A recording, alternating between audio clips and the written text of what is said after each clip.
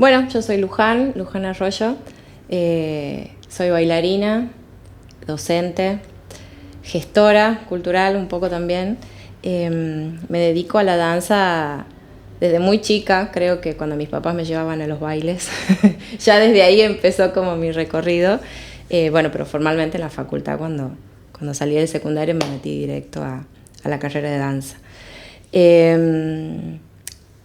Nada, así que la universidad pública es como, para mí ha sido la mejor herramienta que he tenido para formarme. Si bien después he hecho cursos, talleres, clases en otros espacios, ha sido la universidad la que me abrió la cabeza y los caminos para dedicarme a la danza. Recuerdo que tenía una compañera que vino de Chile y me decía, es muy loco que tengan una universidad pública para la danza. O sea, era como, para ella era una locura y bueno, y por eso no, se cruzó la cordillera para venir a Tucumán a estudiar, y así como ella, bueno, un montón de gente. Nada, elegí el camino de la danza un poco desde lo independiente porque bueno, me fue llevando la idea o las ganas de trabajar también desde esta cosa de lo horizontal, de lo cooperativo, que muchas veces cuando uno va a los espacios formales, ¿no? Es como que, bueno, tenés que cumplir ahí como con una línea, o bueno, hay como unas diferentes formaciones que por ahí no iban un poco con lo que yo vengo explorando, con las ganas que tengo de trabajar desde la danza sobre todo. Que nos pasa mucho que se habla del bailarín que es solitario, o la figura del director, del coreógrafo, de la coreógrafa. Y no, la danza de manera horizontal, colaborativa, cooperativa, se remil puede elaborar, entonces por eso también un poco el tema del trabajo independiente. Y en eso de trabajar de manera independiente, me fui encontrando, ¿no? Bueno, con un montón de gente que elegía también ese camino, y a partir de eso empezar a encontrarme con espacios como el Fondo Nacional de las Artes, como el Instituto Nacional del Teatro, y en el camino de la danza, bueno, encontrarme con la gente que busca una ley nacional de danza, con el movimiento nacional de la ley de danza, que es el que viene laburando hace una banda, con eso, y empezar también a animarme yo y junto con esa gente que laburábamos a armar proyectos, a pensar, digamos, a la danza también desde lo formal, en el hecho de decir, bueno, tenemos que escribir algo para aplicar en algún proyecto, para, no sé, para algún subsidio.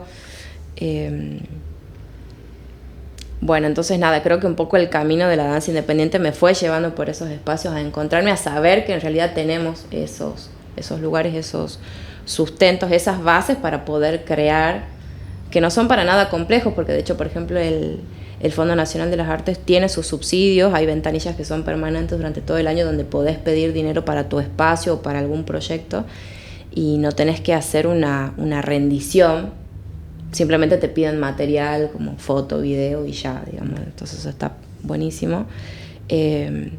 Por ahí el Instituto Nacional del Teatro sí tiene un poco más de formalidades en el hecho de, por ejemplo, los subsidios de gira y eso, que sí tenés como que tener después una rendición. O también lo que pasa con el Teatro Nacional Cervantes, que tiene su convocatoria tanto para producir obras como para los espacios. Actualmente tiene una red de teatros federales que como que vos venís a formar parte del circuito del Teatro Nacional Cervantes, entonces si tenés una sala, si tenés un espacio, podés también aplicar, digamos, a su apoyo, a su subsidio. Generalmente ellos vienen, te hacen ahí como un apoyo en cuanto a la gestión, a la organización, de cómo laburan ellos, y también está bueno que si bien, por ejemplo, ellos vienen a laburar con vos, son súper respetuosos de las formas que tienen en cada lugar de trabajar. Entonces eso también es como bastante importante, porque si bien hay un acompañamiento desde ese organismo que es público, que es del Estado, también están muy enfocados en cómo trabaja cada sector, cómo trabaja. Bueno, cuando vinieron el año pasado a trabajar con nosotros, era como, bueno, ¿cómo se mueve el Teatro Rosita Ávila? Ok, esta es su forma, bueno, nosotros tenemos también esta, pero le sugerimos, o como desde ese lugar.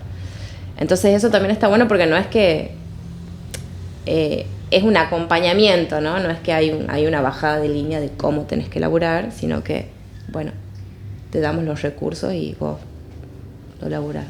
¿Te imaginas como la creación y la producción de arte sin esas convocatorias, sin esos espacios? Y no me tengo que ir mucho a la imaginación, sino al día a día, que actualmente los 2 o 3 proyectos independientes en los que estoy, los estoy pudiendo llevar a cabo porque he recibido alguno de esos subsidios. Si tuviera que hacerlo de manera independiente, o sea, sola, sin ninguno de esos subsidios, es muy complejo. Está el hecho de por ahí uno decir, bueno, vamos a pedir un sponsor, como se dice, una publicidad a las empresas o hacer ese tipo de movida, y no funciona, no sucede. Entonces el hecho de poder movilizar cualquiera de las grupas artísticas en las que estoy es gracias a que, bueno, hemos recibido la beca creación, por ejemplo, del Fondo Nacional de las Artes, el subsidio del INT. Entonces, a partir de esos subsidios uno puede seguir generando un movimiento en cuanto a su producción artística. Si no estuvieran, no es que no se puede, quizás sí, pero sí se me hace muy difícil pensarlo sin ese apoyo, digamos, como bueno, es complejo y sobre todo para grupos grandes, digamos. Hay una grupa en la que somos 10 y es muy complejo llevar adelante un vestuario, maquillaje, instrumentos, porque también tenemos instrumentos. Claro. Entonces es complejo.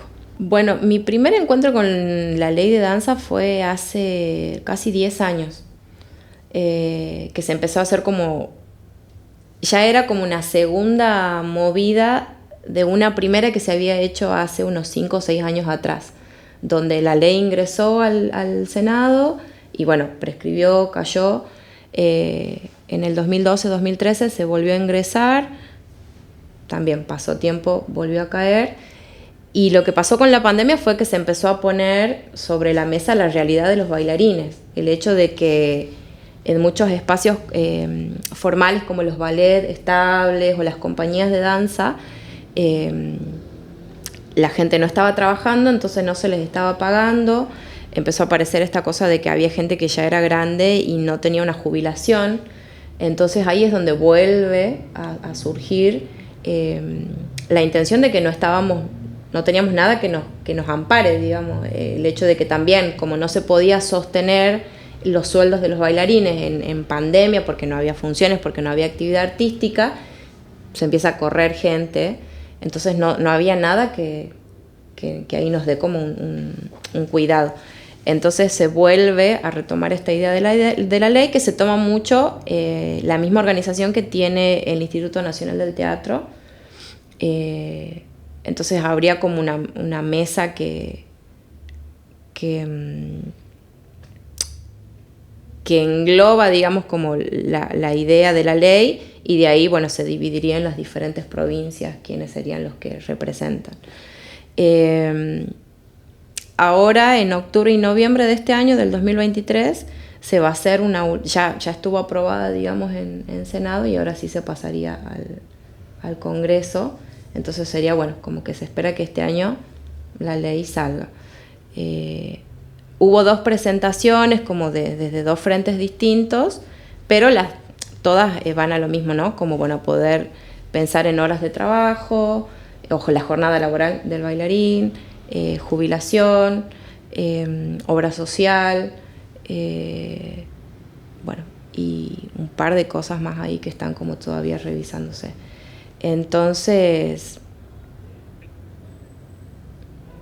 se ha buscado que también sea federal, como pensar en la intención de que no solamente haya sido de Buenos Aires hacia afuera, sino que de hecho todas las provincias han hecho como su aporte sobre qué es lo que necesitaba cada sector, cada región, y en base a eso se generó, digamos, el escrito y todo el tratado de lo que sería la ley.